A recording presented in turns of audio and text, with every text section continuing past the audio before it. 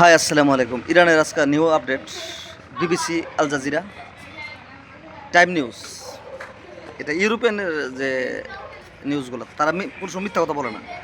তারা সাংবাদিক খ্রিস্টান হতে পারে, অন্য ধর্ম হতে পারে, কিন্তু তাদের আজকে যে ব্যালিস্টিক মিসাইলগুলো আছে, ফতে 1 ফতে 2, আরেকটা মিসাইল ছাড়ছে, যে মিসাইলটা মনে করেন গ্যাসেরা 3000 ভাগ ওই জায়গা, 3000 পিস ভাগ ওই জায়গা, তাহলে কটারে মনে করেন আয়রন ডোম ফিরাইব। এই মিসাইল মারা আরম্ভ করছে, এই নতুন আপডেট স্টার্ট আরম্ভ করে দিচ্ছে। অর্থাৎ ইসরায়েল শেষ, তো ইসরায়েল তো শেষ, এয়ারফোর্স ধরবো ইন্ডিয়ারে, লেখকে রাখেন।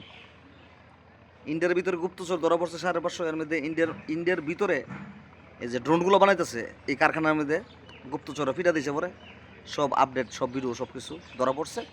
আজকে একটা ফাঁসি হয়েছে, যে খামেনি সাহেবের যে কাজটা করেছে, খামেনি সাহেব যে বাসভবন ছিল তাকে ধরা হয়েছে এবং তাকে হাজার হাজার মানুষের সামনে ফাঁসি দেওয়া হয়েছে।